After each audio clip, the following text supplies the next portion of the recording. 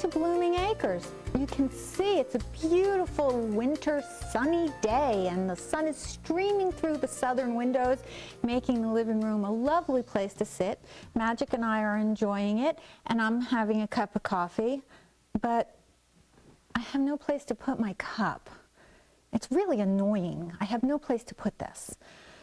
We recently got some new rugs in here and pushed the couch back, and I think I need a coffee table. Don't you? Really, look. So I went out and decided to get a coffee table. So I'm going to show you a few coffee tables that came my way, and I'm going to show you what we decided to put in this spot. Okay, let's try this one. This is a coffee table that I got at a garage sale for $5. And we've had it in the family room downstairs. And it's not in bad shape, which is, it's good that it's not perfect, because we know that kids are going to put feet and sodas and that kind of thing on it, so it doesn't have to be perfect. The wood goes, but the design, I don't know, I'm not crazy about it. Okay, let's try coffee table number 2. So I thought I could live with that other one until I found something I liked better. And the very next day I'm driving along the road, and what to my wondering eyes should appear but a coffee table that I put in the rear of my car and brought it home. It's a really interesting coffee table. I love the shape. I love the ornate legs. It needs some work. I thought that what I could do would be to fill in some of these burn spots. It looks like leather on the top, but it's not. It's wood. So if I filled it in with wood filler, I thought what I could do would be to sponge paint gold leaf paint on the top to kind of pick this up and hide some of the imperfections. It's in bad enough shape that, you know, the kids can put their feet on it, I can put coffee mugs on it and not worry about it. But its shape, I thought, was wonderful. So I thought this was an improvement over the other one. It's a little high, and I'm not crazy about the color of the wood with the color of the couch, although by itself I think it's gorgeous. So I thought I could live with this one until I found another one. And the very next day, I know you may find this hard to believe, but another coffee table appeared the very next day. I'm not making this up. I'm not saying this just for television. It's true. This one was on the side of the road waiting for the trash. It is the right color. It has ornate legs. It's a little beat up. It's lower. This is the perfect coffee table for this spot.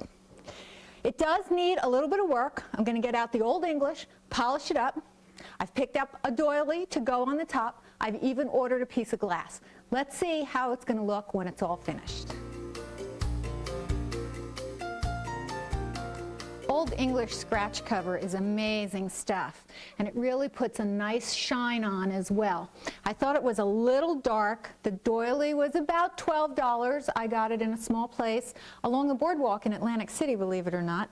It fits perfectly, and finally I did order a piece of glass to go on top of it all. Now the glass in the doily obviously cost way more than the coffee table, which was along the side of the road, but I think it's perfect.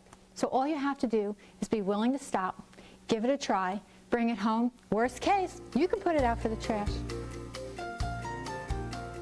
During the winter, outside gardening is at an all-time low, so it's the perfect time of year to pay some attention to your houseplants. If you have a lot of houseplants, like me, I have about 150, that can take a lot of time. But while you're tending to your houseplants, you don't want to neglect your furniture. Houseplants really do best in clay pots because they breathe through the sides. A little excess moisture will be evaporated through the sides of the pot as well as off the top in the soil. The problem with clay saucers is that they breathe too, and sometimes the extra moisture in a clay saucer will come right through the bottom and damage whatever surface it's sitting on. It could be wood, it could be marble. You don't want to damage your windowsills or your tabletops. So sometimes you can use plastic saucers. Sometimes you can find clay saucers that have been glazed on the inside so that they don't seep, but they still match the attractive look of the pot.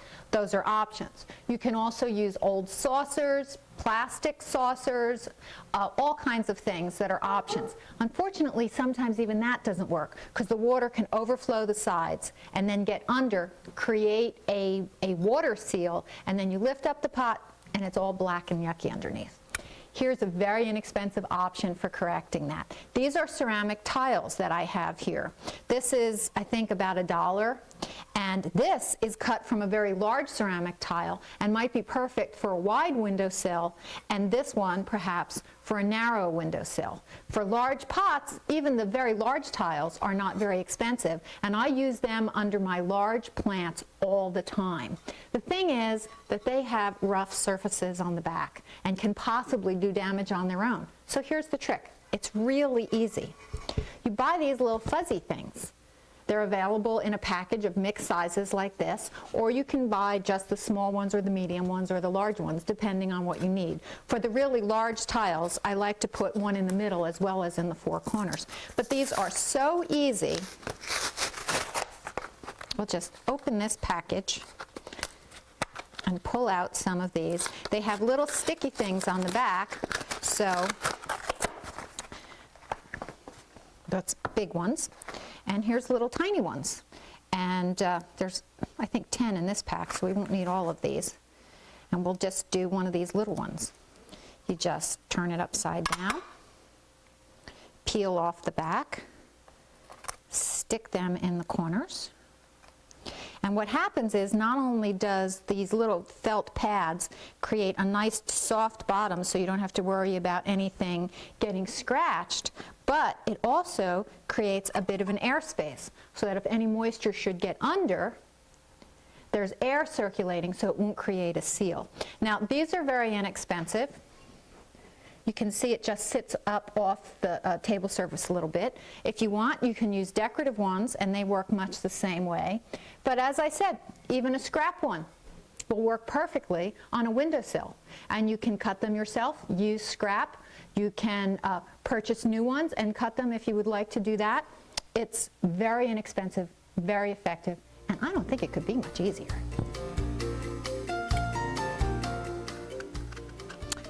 I love making homemade applesauce. It's also a great way to use apples that you've had around for a while. It may have a spot or two. You can cut it out and then just throw it in the pot. And the peels, of course, we'll save for the barn animals because it's like a special treat for them. But I love to make applesauce, and I especially love to make it now because I have a new toy. Can you see my witch's hat? Well, that's what I used to call it when I was a kid. My mother had one of these, and I think the only thing we used to use it for was making tomato sauce. But I remember it was up in the cabinet on the very top shelf in the laundry room over the utility sink that was out there. And it was my job when I was little to climb up onto the washing machine, reach up into the top shelf, and hand it down to my mother. Well, I think that one was sold in a garage sale years ago, and I've never seen another one until very recently. And I came across one in a catalog and was aghast at the price. I think my mother sold it for $3 in the garage sale. But a friend came across one that was much more economical and presented it to me as a gift. And here it is. I've already used it to make applesauce and to puree pumpkin to make my homemade pumpkin pies, which are really made out of Hubbard's squashes, which are even better than pumpkin for pumpkin pie. And I'm going to show you how to make applesauce. It makes a really smooth texture, and it's a lot of fun. And its real name is called a Chinois. Now, I'm using a whole bunch of different apples, and I like to peel my apples first. You don't have to. If you use the Chinois, it would actually take the skins off. But when you're using apples that maybe need a little extra attention, it's a good idea to peel them and cut out all the bad spots. Now, we're not going to waste the core either because the donkeys and the goats and the pig will really all enjoy that. And we're going to go out in just a little while to visit with them, so we'll bring some of these goodies.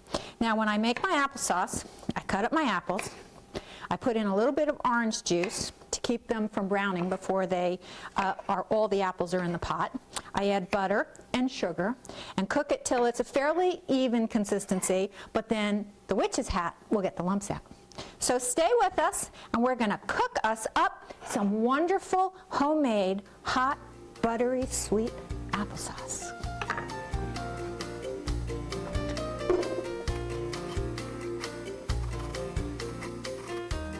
I think there's about 8 apples cut up in here, give or take, 1 or 2 small ones. And I'm going to put this on the stove. Now I'm going to put in a little orange juice, and that'll help give it a little flavor, add a little more vitamin C, and keep the apples nice and light colored. And while we're at it, I'm going to add just a little bit of sugar. You can add cinnamon or brown sugar, but these apples were grown by a local grower and they are so sweet we don't need to add much. Okay, and I like my applesauce nice and buttery, so half a stick of butter I think will do it. I'll put that in there and turn it on. Put it over a medium heat. You have to stir it every now and then because you certainly don't want the applesauce to stick. It will cook down, and then when it's pretty much soft and the apples are cooked all the way through and there's some what looks like a liquidy applesauce in it, that's when it's done, and then we'll use the witch's hat. Okay, well this is just about ready, and you can see it's still hot and steaming, and you can see, whoops, that the apples are mostly cooked down but still a little lumpy. Now if I mash them like this, they fall apart pretty easy, which means they're ready for the next step, the witch's hat. Now you can see the holes in here and this masher device, and you rotate this and you can see that the apples come right out the sides in a nice creamy sauce. Now if you had skins on here, which I took all the skins off, it would leave the skins inside, separating the apple from the skin, and then you could scrape it out. I wanted to peel mine first. So there we go, the magic witch's hat. You see that applesauce just oozing down the sides? Boy, that's good stuff.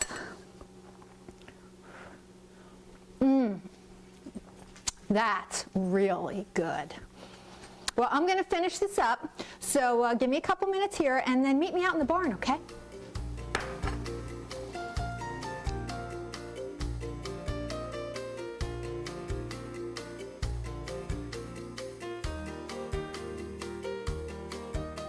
Ooh, it's a cold winter day, all right. The hot applesauce is inside. I'll get to that in a minute, but I'm going to take the apple scraps and feed the animals. We have some new corrals and new fences, and this is just a wonderful place to be able to feed the animals. You'll be able to pet the animals right through here, and of course see all the wonderful chickens this way. So I'm going to call the animals. Animals! Come on, come get a treat. Here comes Maggie and her son, Johnny. Donkeys! Come on! They love these scraps. Apples are so good for them, but we don't want to neglect the chickens because they like the fruit too. Here you go, guys. Come on, here, chick, chick, chick, chick. Come on, get some of these apples. Here they come. Oh, and here comes the donkeys too. Whoops. Now, in the wintertime, they get lots of hay and, of course, chicken food, and we have special food for the big animals as well. But looks like we're going to be getting a load of hay delivered any second now. Give the rest of these. Hey, there's Pepper and Corey. Come on, babies. Come on. Yeah, there we go. Oh, it looks like here comes the load right now. We're going to get some hay and some straw for these crazy guys and keep them happy, warm, and well-fed all winter.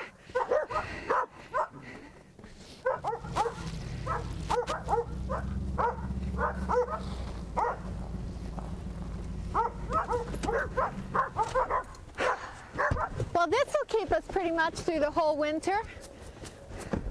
Hey, Neil. Welcome to Blooming Acres. Hi, how you doing? I'm good. Thanks for bringing us this load from Robson Farms, which is located in North Hanover, Burlington County. Burlington County. Yeah. It's a big farm, right? It is, yes. Do you just grow straw and hay? No, that's just a minor part of our operation. How many acres do you farm, Neil? Come 2,000. on. 2,000 acres? Can you imagine? We have a farmer in New Jersey that farms 2,000 acres. Isn't that wonderful?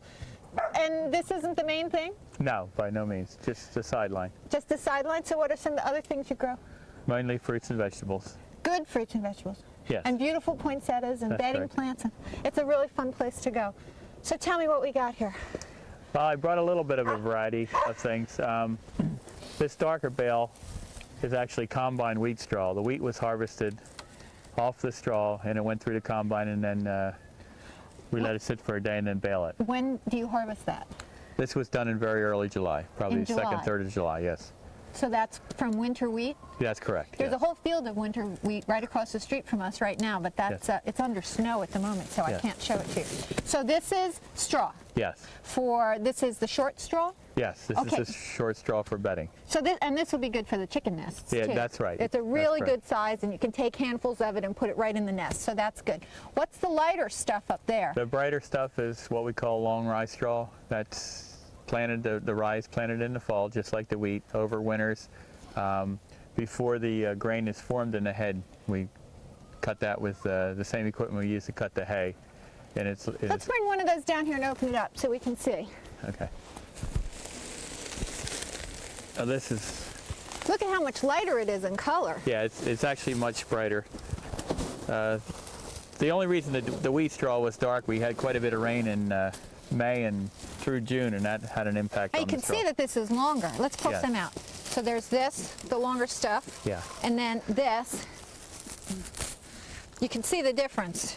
So this will be better for the nests, and this will Right. be better for the bigger animals. Yeah, and this is what's primarily used in the horse industry too, on the tracks and in the stables. They're donkeys.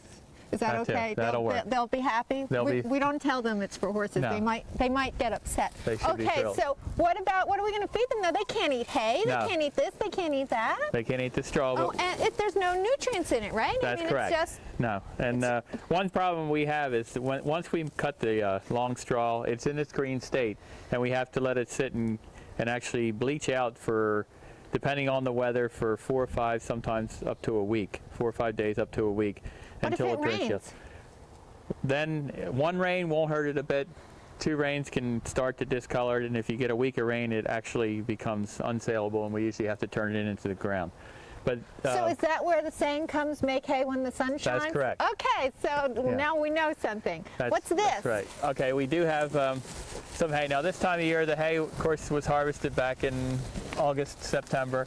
It's been in building, so the sun does have a tendency to But it looks green. discolor it. But it it looks is, a little green. yeah, it is green. This is a bale of mixed hay. It has alfalfa and orchard grass in it. And What's the difference? well, alfalfa is more or less a high energy grass. Or Yeah, I don't want to forage. give them all alfalfa. No, You know, if you you give them all don't. alfalfa, they poop too much. Well, that and they tend to be a little too excited. A lot of the horse industry has gone away from straight alfalfa. This is primarily the. So this is really good stuff for them. This then. is good for them. For the goats and the donkeys. It should be good for everything. Now, even though this is actually the hay, even though the sun has discolored it quite a bit, but as you get in, you can see it's green. Oh yeah, you can see it's green. This is an orchard grass Timothy mix, and this is good also for. Well, let's most pleasure open one horses of these. animals. Do you have a knife on you?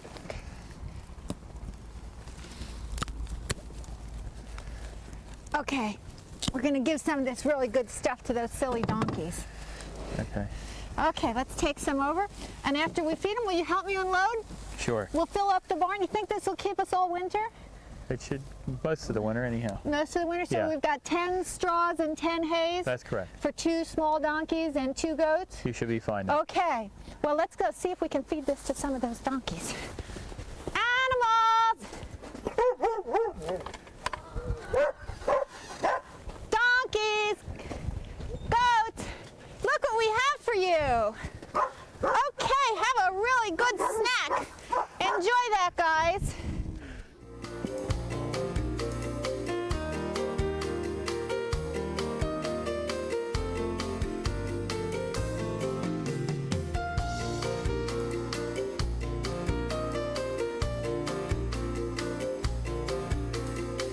Well, this is the home where wonderful little Corey and Pepper came from. And their first mom was Sandy Bainbridge, the owner and operator of Long Ears Acres. Sandy, this is one of the most wonderful places I've ever been to. How long have you been here? About 5 months now. Wait a minute. There are barns, there are pastures, there are a zillion animals. How'd you do all this in 5 months? We hired out, and I have a husband that works his butt off, and that and my in-laws have helped us, and it was wonderful because without them we couldn't have done it. Wow, extended family, and obviously your husband is a treasure. I have one of those too. But who's this? This is Storm and Norman. Competition? We do. No, and he's not going to be dinner either. This is Norman. We take him to nativity scenes with us. We bring a camel, we bring a donkey, a couple sheep, a couple goats, and he's our star attraction because he licks all the kids. You have camels. You have camels A here. couple camels. We have a dromedary and a Bactrian. Okay, which is hump? which is what? The dromedary is the one hump, and the Bactrian's a two hump. Now, someone asked you earlier, and I found the answer kind of interesting. Can they cross with each other? Yes, they will breed with each other to, here we go now, to get a superior camel, one that will go further and carry heavier loads. And you use these animals for what? How do you support this farm with these animals? Well, we definitely don't support the farm with these animals. We do nativities with the camels, and I just love them, and I love them so much that we got another one. We bought a Bactrian, which is a two hump. He's a 7-month-old male, and we definitely don't support the farm that way. It's just for fun, and it helps feed them a little bit, that's all. And look at all the wonderful donkeys that are behind us, which is, they were the friends. I'm sure they miss Pepper and Corey. And how many do you have? We have 20 miniature donkeys, and we have, I believe, 6 mammoths, which are horse size, and 4 standards, which are kind of pony sized. Now, a little even more bizarre, or the zebra. You have a zebra. What do you do with a zebra? We are trying to breed Z-donks. If you see over here, we have 2 Z-donks, which are half zebra, half donkeys. We use the male zebra to breed a female donkey, and you come out with a much more manageable zebra-type animal. Zebras aren't so easy to raise, are they? Not at all. You cannot domesticate a zebra. People have tried for years bottle raising them, and it just doesn't work. They have a wild instinct that will not leave them. But the Z-donks are wonderful. We show them, we've raised them up, we bottle raised them, and they're a little bit tougher than a horse or a donkey, but they're nice. They're gentle, and you can handle them and mess with them. Would you like to say something? No, he's being very quiet today. I also saw some other wonderful animals. You have the really true, only can fly on Christmas Eve reindeer. That they're just so beautiful, and you happen to have great evergreen trees where they look right at home. What do you do with reindeer? Unless, you're Mr. and Mrs. Claus in disguise. We actually got them because I like them, no other reason. She had a baby last year, so we might have a baby once a year and sell it, but I actually got them because I like them. I thought they were neat looking animals. This year, someone wants to lease them out for their evergreen farm, so we might lease them out to them for the Christmas season, but we didn't get them for that reason. So we just got them because they're neat. So when you go to an animal auction or a place that's selling animals, exactly what ends up happening? Oh, I come home with something. I always come home with something. A woman after my own heart. So here we have camels, which technically I'm not allowed to touch. Is that right? Are they considered exotic, or any of the others exotic? The zebra, the camels, and the reindeer are considered exotic, and state law says that you can't touch them because they're so mean. So. Well, I can see that they're very mean. But you also said, which I found equally fascinating, was that the Z-donks are not. And what's that reasoning? They're half donkey, which gives them a wonderful personality, and that's why a lot of people will cross them. The zebra have terrible personalities. They're beautiful, but they have terrible personalities. These guys come out of a donkey mother, which teaches them to be friendly and nice and calm, and I think that's the reason that they come out so well. Thank God, they have a lot of donkey genes in them. I can see that this camel's very aggressive. Yeah, he's very mean. Don't get near him because he might kiss you too much. And what's your total acreage here? We have 46 acres here. And how many animals total? We probably have about 50. I hate saying that because we have sheep and goats, and they're just little guys. But we're eventually going to pasture in everything, so they'll have a lot more room to roam. We just moved from a 11-acre place, and we needed more room for the animals and for us. I have 2 little girls, a 5-year-old and a 3-year-old, and we wanted a bigger house, and so we did. And kittens and chickens and pygmy goats and a sheep and turkeys and a pond and it's a... Egyptian geese, and we have all kind of stuff.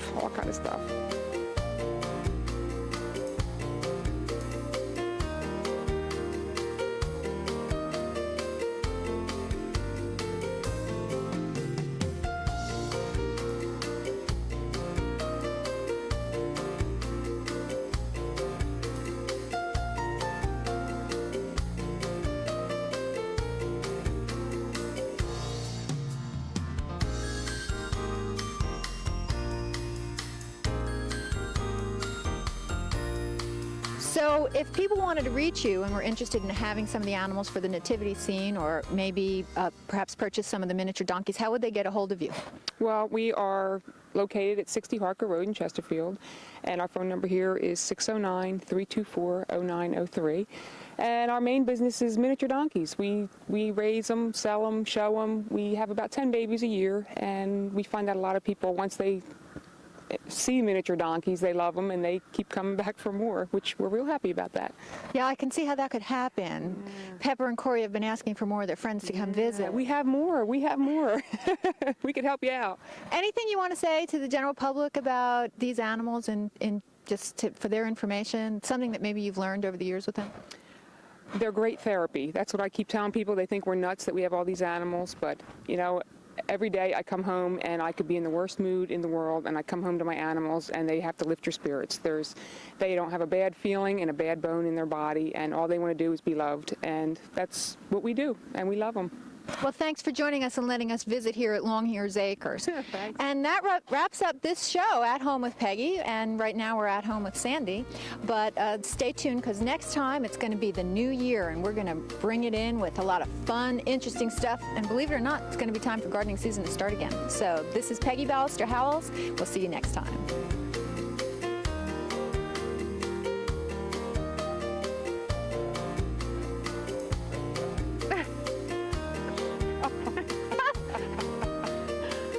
We should be filming this. Yeah, really.